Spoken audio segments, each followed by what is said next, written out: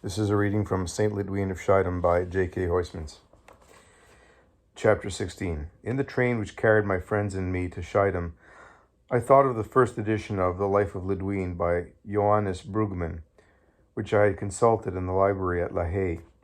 This volume, which is as thin as a tract, was printed at Schiedam at the expense of the builders of the Church of St. John the Baptist in 1498. That is to say, 65 years after the death of the saint, and it contains curious wood engravings, of which two may be specially mentioned. The one represents Lydwine standing dressed as a great lady of the 15th century, with a long crucifix in her right hand, and in the left a branch of that rose bush whose buds signified the number of days she still had to live. In front of her, seated on a wooden chair, is the good brother miner, Brugman, in the act of writing his book, but he is so absorbed and in such a hurry that he only looks at his manuscript and does not see the saint. The other picture shows Lydwine, older than she could have been at that time, stretched on her side and supported by two women, whilst the third stands transfixed with fright, and the man behind her draws the cut lines of her limbs. Draws the outlines of her limbs to complete the little picture. Some skaters appear on one side holding each other by the hand, and on the other side there is a tiny tower indicated by a few strokes of the pencil. The xylographs, which have been carefully studied from the point of view of the history of engraving in the Low Countries, appealed to me chiefly by their simplicity, but they were too small to suggest the aspect of the places in which the saint lived. Does her memory, so absolutely forgotten by the world in general, and almost forgotten in the Calvinist towns of Holland, still survive in Schiedam? Should I discover in this township, where she was born and died, any traces of her, the remains of the streets of her time, the site of her house, or any documents to bear out those which her first biographer gathered together so carelessly? I was ruminating thus while turning over the pages of a Baedeker, which devoted a few unenthusiastic lines to the description of Schiedam, and did not even mention the name of the saint. To tell the truth, I found a Holland so unlike that which I had enjoyed in my childhood, and since a Holland rebuilt with large towns full of avenues and new buildings, that I hoped for very little from this excursion. Would it not be the same at Schiedam, which I had never yet visited? Probably it would. On the other hand, what marches and countermarches we had to make to enable us to hear Mass in these Protestant agglomerations. Were we in Lydwine's country going to have the same difficulty in these Protestant agglomerations? Were we in then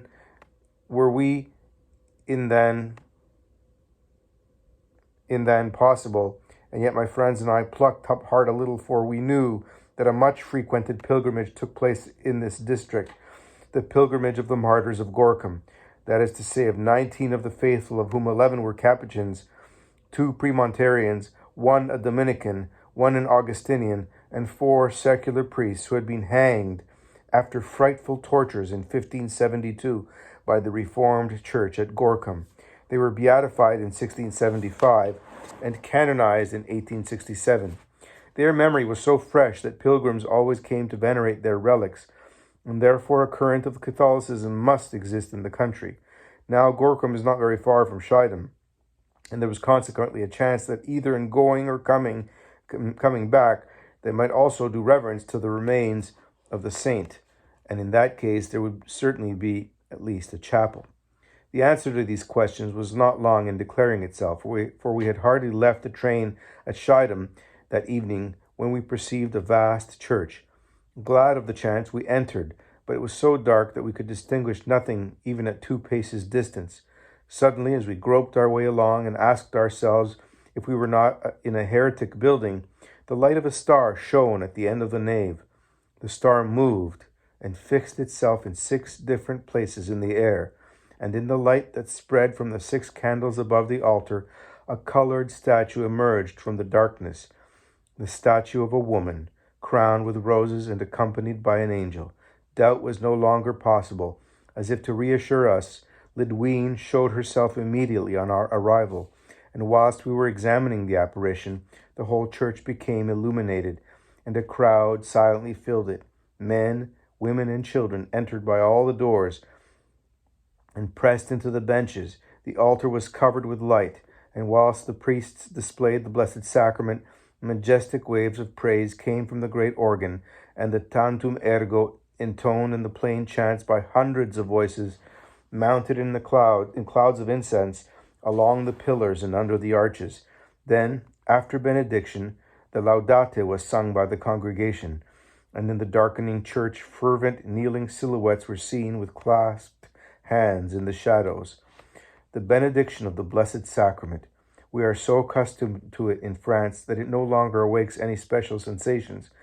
We present ourselves happy to offer a proof of affectionate deference to him whose humility was such that he was born into the most vile race in the world, the race of the Jews, and that he consented to heal the sickness of soul of his own people, to humble himself for the part of spiritual healer in the lowly aspect of a wafer of bread. We can well understand how the Holocaust happened when you see early 20th century phrases of that sort. But in a strange land where for weeks we may be without a church into which we can enter at all hours, amongst people who do not understand our language, the sensation of joy and peace we felt in hearing the Latin tongue of the church and in finding ourselves suddenly again in this atmosphere of prayer was truly exquisite. What astonished me, too, in this unknown sanctuary was the number of men who were praying and the ardent fervor of these Catholics whom we recognized as so deeply, so simply pious. Returning to the hotel, where the excellent people who received us were also Orthodox, we learnt that Schiedam possesses 3 churches, and that St. Lydwine is the patroness and absolute mistress of the town. In that dining room in the Hoogstraat, where we felt so much at home and at our ease, in a warm and comfortable corner, memories of family and childhood came over me, called up by the smell of the room, that smell peculiar to the rooms in Holland, which is made up of gingerbread and tea, ginger and cinnamon, salt, meat, and smoke, an emanation at the same time sweet and bitter, which recalls to me so many friendly dining rooms and light repasts. All that is small and delicate in Holland rises up to greet us and to bid us like Lydwine, whose celestial odors we recall, the most friendly of welcomes. The next day we went to visit the churches, and our surprise of the evening before was increased. It was not Sunday, and yet there were many at Mass, communicating either before or after the sacrifice, as is the custom here. Of these 3 churches, which were always full, 2 belonged to the Dominicans, who in a Protestant country cannot wear the dress of their order, and one of these churches dedicated to St. John the Baptist was the one we had entered by chance on the previous evening. In daylight, its charm would be gone, if the life of prayer which animates it did not compensate for the vulgar ugliness of its nave. Adorned with pillars with Tuscan capitals, it is of a melancholy, unclassifiable style, and the image of the saint which we saw in the half-light is of common painted plaster. The other church, that of the Rosary, is built half of brick, half of stone, and lighted by green glass. It is an awkward imitation of the Gothic style, but is nevertheless lighter and more attractive than the other chapel, dedicated to St. Lydwine. The chapel dedicated to St. Lydwine is ornamented with glass on which different episodes of her life are depicted, and by a statue bought ready-made, which has no resemblance to a work of art, whether seen close at hand or from a distance. Much the best church is the third, the parish church, which is served by a vicar and curates, and dedicated in the name of the Visitation of Our Lady.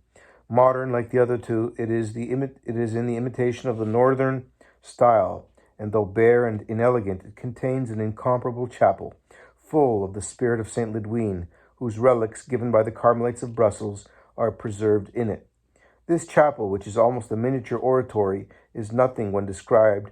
Its charm lies in its atmosphere, and not in its shell, which, with its beams and its panels of white wood, looks like a temporary building, and is certainly unfinished, and seems as though space had been lacking and a little yard had been borrowed on which to build the shrine.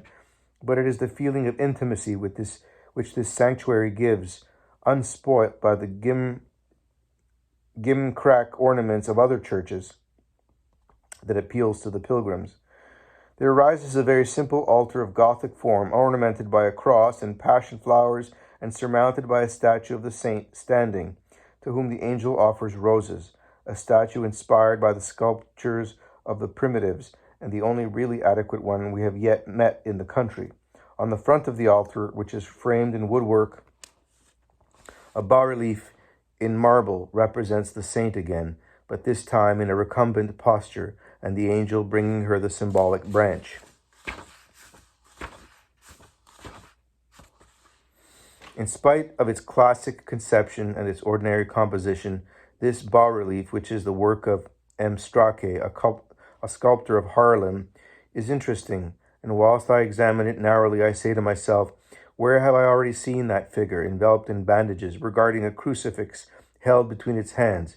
Lydwine's heir, Sister Emmerich, appears before me on her bed, as Clement Brentano drew her, and Eduard Steinel engraved her.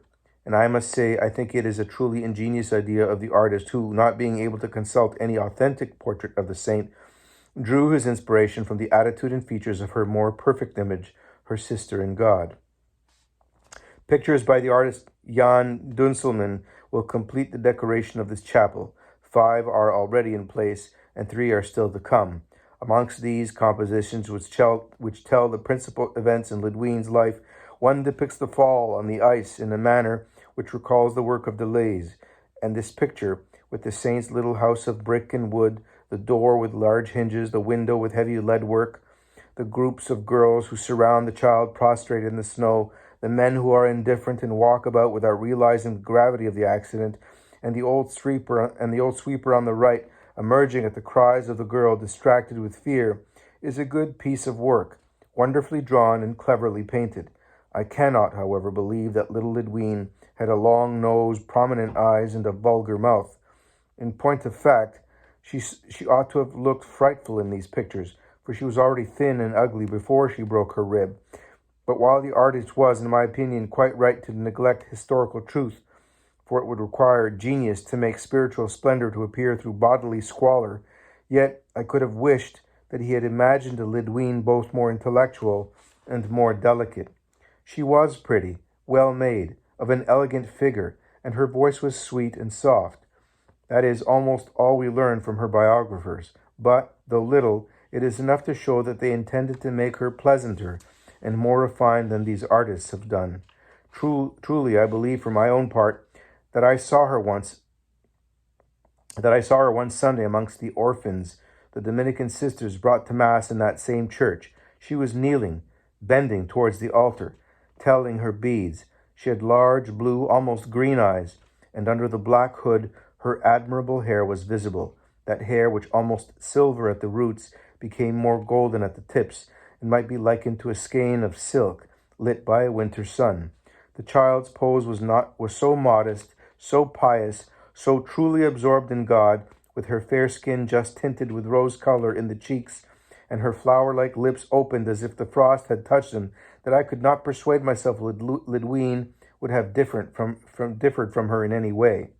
As I have said, there is no authentic picture of Lydwine's features extant. Of the 20 pictures mentioned by Molanus, which formerly ornamented the walls of the chapel built in her honor by the rectors of Schiedam, 12 were reproduced in an insignificant form by the engraver Jerome Wyrick in the 16th century, and surround in medallions a large portrait of the saint receiving the famous branch from the hands of her angel. It is difficult to imagine anything more mean than this engraving. One does not know if Lydwine is a boy or a girl, for she grimaces like a hybrid being whose prominent nose divides an absolutely chinless face. On the other hand, I have examined in a private house at Schiedam a very beautiful engraving by Valdor dating from the beginning of the 17th century, which portrays her more sensibly, but neither is this she. Other feeble portraits by Pietro de Jode and Sebastian Leclerc exhibit her either alone or with her angel brandishing a cross, a crown, or a twig of rose or palm. A last portrait, quite modern but interesting, in imitation of the primitive style, is the work of a German painter Ludwig Seitz. It is one of the best, but in that, as in all the others, the face is invented. We are at liberty, therefore, since nothing certain exists, to picture her to ourselves according to our conceptions of art and our instincts of piety. On that Sunday, when I caught sight of the extraordinary little maiden, we could confirm the impressions which the town first made on us. The churches were too small to hold a crowd of worshippers. At the visitation of Our Lady, the people read their missals before the open doors on the pavement. The communions never ceased. After the men and women, the school children came forward. Nowhere have I ever observed such a placid warmth, and, may I add, such an absolute respect for the liturgy. Plain chant executed not by paid singers, but by volunteers, who acquitted themselves conscientiously of their task, and determined to sing well in honor of the Saviour. This little chapel of St. Lydwine comes to me as a tender memory in hours of sorrow. How can I forget the cordial and delicate welcome of the good and learned vicar, Monsieur l'Abbé Polhec, who celebrated Mass for us one morning at her altar, on which he reposed the reliquary as on her fête day. Apart from these few bones and her memory which shines in the town, nothing, alas, remains here of Lydwine except her tombstone. It has been taken from the old church, which is disaffected and converted into a Protestant temple, and transferred to a little chapel of the Dominican sisters, who have an orphanage and a school for the children of the poor. This stone is carved with the figure of a woman, old and asleep, the hands folded on the breast and enveloped from head to foot in a shroud. From above, two little angels descend to surround her head with a crown, and at the four corners the evangelical emblems are engraved in circles. This stone has been very well preserved, according to the Bollandists.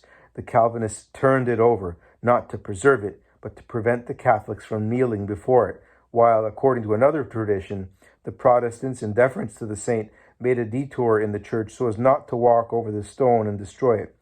I do not know which of these versions is true, but I give them for what they are worth. The building which it occupies is the subject of numerous controversies, which I will sum up in a few lines. According to some, Lydwine's house was situated in a little pathway called Bogarstraat, according to others, in a little street called Kortekersstraat. There was formerly in the street a well which healed fever cases and sick animals, and according to ancient documents, one can recognize the dwelling of the saint by this sign. But although researches have been made, the well can no longer be discovered.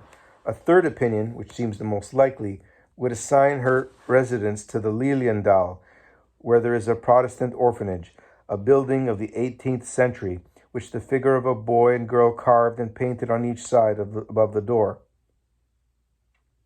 With the figure of a boy and girl carved and painted on each side above the door.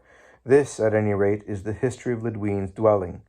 After her death, the son of Dr. Gottfried de Haga bought her house, which became what was called a house of the Holy Spirit, that is to say, a refuge for poor women.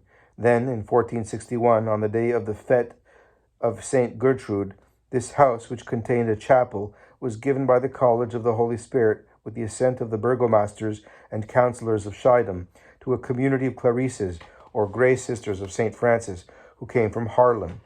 There was in this convent, says Molanus, an altar dedicated to St. Lydwine at the place her bed had occupied, and from here was distributed every year on Lydwine's feast day a loaf of white bread to all who presented themselves, rich and poor alike. In 1572, the Gueux, after having devastated the church of St. John the Baptist, demolished the chapel of the Leliendal and pillaged the cloister. It became an orphanage in 1605 and was abandoned in 1779, for it then fell into ruin. But it was afterwards rebuilt, perhaps in the same place, that is to say, on the site of Lydwine's house. This last point, however, is not universally admitted. I do not wish to take part in this discussion, which is only of interest to those of Schiedam. I ought, however, to add that a fourth opinion was expressed to me in Amsterdam, which has the advantage of putting all the others in the right, namely that Lydwine might have occupied many habitations and would in any case have been transferred to her brother's house on the death of her father. I do not know how much this statement may be worth. I see no trace of it in the historian's narratives, but it suggests one comment. Brugman tells us that the house of Lydwine's father was low and damp, more like a tomb than a cottage. Now I ask, how could so many people exist in such a cockle shell of a dwelling? After the death of her father, his son, wife, 2 children, a cousin called Nicholas, the Augustinian Gerlach, and finally widow Catherine Simon must have all lived there. It is very possible that they were not all there at the same time, but it is certain that this retreat must have been fairly large to shelter so many guests. It is therefore perhaps permissible to think that the house in which Lydwine died was not the same as that in which she was born and lived during the first years of her sufferings. The location of the canal on whose ice she broke her rib is the subject of less discussion.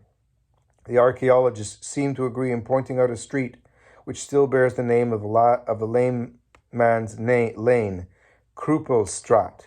This street was a canal not so very long ago, for I obtained a photograph in Schiedam which shows it as such, but it is difficult to imagine the exact place where the scene related by the biographers took place. In the days of Lydwine, nothing existed but the old church of St. John the Baptist, now belonging to the Reformed Church, but the saint never prayed there, since this sanctuary was burnt in the fire of 1428 and rebuilt in part during her life, at a time when she was confined entirely to her bed. This church, then, the only one in Schiedam, is built of brick and surmounted by a high-roofed tower, which has a little turret embellished by a very feeble carillon. The arches inside are supported by 7 pillars with capitals of sculptured leaves. Its ceiling has beams, and the nave is cut in 2 by an apron of wood. There are desks arranged as if for the distribution of prizes, or to serve as a corn exchange, some benches, and a quantity of Bibles. The sadness of this polluted sanctuary, without altar and without masses, is indescribable. More than in this basilica, more than in the streets of which I have spoken, the memory of Lydwine haunts you when you wander in the old quarters of Schiedam, which are less rebuilt and less repaired. How often along the shady canals whose bridges turn to allow strings of barges to pass, how often we have called up her image, whilst the great windmills bless the town with the crosses of their wings. They trace a circle of a Greek cross, and recall to my mind the memorial of that passion which Lydwine so ardently adored. And whilst these silent crosses bless the skies in the distance, a policeman, pleasant-looking in spite of his spiked hat and little sword, superintends the dock laborers who in red woolen clothes and short breeches disembark barrels on the quay, while sailors pump brown streams of hot grain into the barges, drawn up in front of the breweries. I, for my part, think of Lydwine's father, good old Pierre, who had been the watchman, the policeman of his day at Schiedam. Before us spread the waterways, planted with mills of the 18th century, superb in their red brick bridges, their great collars of wood, their little window frames painted apple green, their wings sometimes without sails, like razor blades ready to cut the air and looking like giants by the side of the little ones which are built now. There are charming corners in this tiny city, in the old parts of the other side of the River Schie, to which the town owes its name. There is a network of little streets composed of smoke-blackened brick buildings, making quaint curves and designs in the water, which reflects them. Old, tumble-down buildings, like the dying sheds of Tanyards, or high facades, surmounted by great roofs, which the seagulls touch as they fly. Suddenly, at the turn of one of these ways, immense spaces of country are revealed, plains intersected by canals, which seem to move with the clouds they reflect. Very far off, masts of ships, which we cannot see, seem to pierce the earth. A sail moves, and behind it appears the sweep of a windmill, which it had concealed. Cows, sheep, and pigs can be seen as far as the eye can reach, under an infinite expanse of sky. And while we look at this vegetation, so fresh and green that in comparison the best watered meadows of France are yellow and dry, while we contemplate this almost polar sky of pale blue with its little silver clouds which slowly turn to gold, A very sweet melancholy comes over us. These placid scenes, these quiet spaces, these solemn landscapes have something personal about them, a nameless feeling of peace and love, and the charm of nature here offers a fellowship which smiles perhaps a little sadly and reflectively. As a contrast to these plains and these little streets intermingled with narrow canals, there expands at the other end of the town a great stretch of water, the Meuse, which here flows into the sea. In the distance, Rotterdam emerges from the water, with her towers rising against the limitless sky. The little steamboats which serve the shore towns smoke on the horizon. The whistle of a vast candle factory dominates all other noises. The quay is bristling with steam packets and encumbered with barrels. This recall to modern life in Lydwine's country is disconcerting, and we begin to regret the time when the clumsy fishermen set fire to Schiedam on the eve of the day when they embarked from these shores, then empty and unoccupied for the herring fishing. While speaking of fire, we should note that the saint who endured 3 in her lifetime is here considered, even by the Protestants, a savior from its ravages, and indeed there has not been a single case of a fire in an alcohol distillery where the adjacent houses have suffered. Lydwine is also, as is very natural, invoked for the cure of illnesses. From the curé's house is lent a little receptacle of silver containing a tiny relic with which to touch those who suffer, and every Monday at 7 in the evening they pray before benediction that Lydwine may avert epidemics from the town. She still lives at Schiedam, where the Catholics venerate her, and it must in justice be owned that the dissenters are not hostile to her. She possesses friends, too, at Haarlem, but farther afield her memory is effaced. We have now spent nearly 12 days in the tiny city, and besides its exterior aspect, we begin to know its antecedents and penetrate its inner life. Schiedam was never a large town, but was formerly a prosperous place. Now she is declining. The old rich families have gone. Her particular industry, the Schiedam gin, which takes its title from her, has been on the decline since large towns such as Antwerp have entered into competition with her. She used to possess 300 distilleries. Now there are hardly 20. Where are the boats which used formerly to come from Norway with cargoes of blueberries? I have discovered none, and I am a little doubtful if the fruit of the juniper enters at all into the composition of the generous liquor. It seems to be concocted like Irish whiskey and Scotch gin from wheat, maize, and barley. And in all these streets, by all these canals, it is not the smell, like matches, of true juniper berries that we perceive, but the scent of hot linseed, of grain, of the dregs of hot barley. They throw out these things beside the factories in tanks along the quays, and there men pump them out and spread them in barges to serve as cattle food. The population of the town consists of about 13,000 of the Reformed Church, 10,000 Catholics, 60 or 70 Jansenists, and 200 Jews. The Catholics are therefore in a minority, as they are in the most of the towns of the Low Countries. And this is doubtless why they keep together and form a little model colony of good and pious people. A Catholic who does not practice his religion and is Catholic only in name is rare here. There is nothing like having suffered for your religion to render it dear to you. And if Calvinism has decimated the Saviour's lambs, one must own that it has strangely strengthened those who stood firm. The Catholicism of the Netherlands, as I observed it here, has nothing of that effeminacy which one finds more and more among the Latin races. It adores a Christ on the cross, inseparable from the body, whom it does not relegate, as so often with us, to a place after and below his saints. In a word, it is a simple and a virile Catholicism, and it must also be owned that in Holland the clergy are excellent, dispensed from the subordinate education of our seminaries, strengthened by arduous study.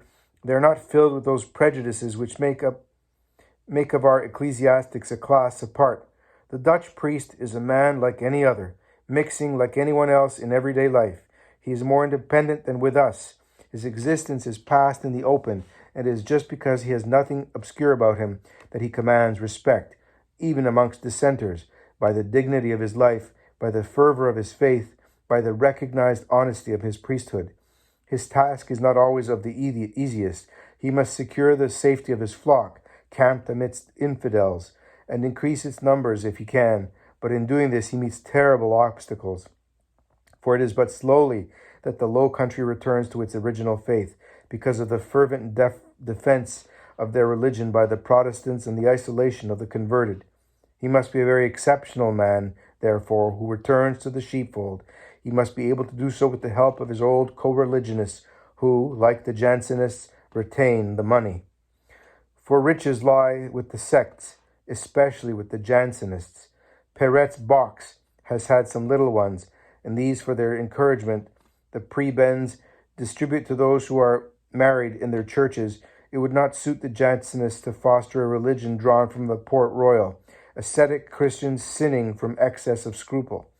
The disciples of Port Royal, who were certainly very interesting, no longer exist. Their successors are shamefully heterodox, debased Protestants, and if they sin, it is not by ultra-rigorism, but rather by the other extreme. For Jansenius married, and Kenel also took a wife. This Holland, which, with its Jansenist archbishopric at Utrecht, is the last refuge of the schism. For if I may believe the clergy yearbook, there are in a population of 4,800,000 inhabitants, 1,700,000 Catholics, or a little more than 35%, has been nevertheless a holy land, a greenhouse in which the monastic culture was intensive. Dominicans, Augustinians, Franciscans, Croziers, Alexians, Chartreux, and Antonites built cloisters there and flourished in them. Frisia alone had 90 monasteries and abbeys, and in the single province of Utrecht, says Dom Petra, they have numbered 198 religious foundations. All have disappeared in the storm.